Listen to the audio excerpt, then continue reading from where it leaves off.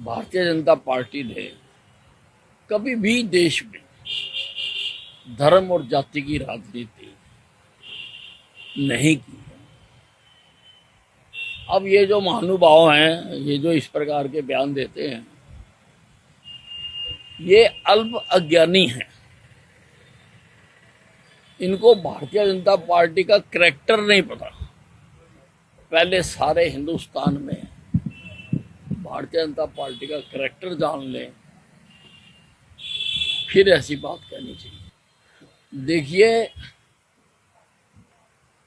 जो लोग हिंदी का विरोध करते हैं वो हिंदुस्तान का विरोध करते हैं, क्योंकि हिंदी हिंदुस्तान की मातृभाषा है।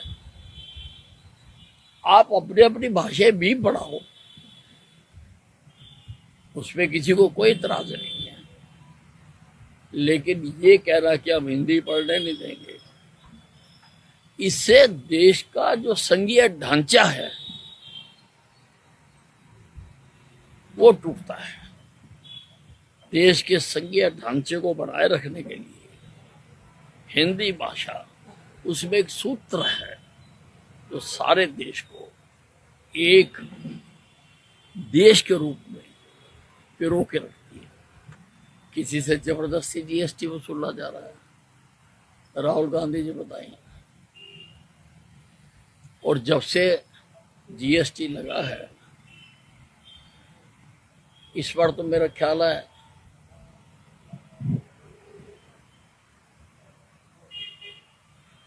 कई लाख करोड़ रुपए का जीएसटी आया और हर बार ये बढ़ता ही जा रहा है। और जीएसटी का बढ़ना ये दर्शाता है कि देश तरक्की कर रहा है। लोगों के कारोबार बढ़ रहे हैं तो जीएसटी आ रहा है, लोगों को रोजगार मिल रहा है तो जीएसटी आ रहा है, लोगों की परचेजिंग पावर बढ़ रही है तो जीएसटी आ रहा है। तो जीएसटी जो बढ़ रहा है ये एक बहुत अच्छा साइन है। अगर ये ईपर नीचे होता रहता है और आप इसको आम बात मानते हो, तो ईश्वर करे फिर आप हमेशा नीचे ही रहो, आप ऊपर कभी आओ ही ना, क्योंकि आपको तो एक ही जैसा लगता है।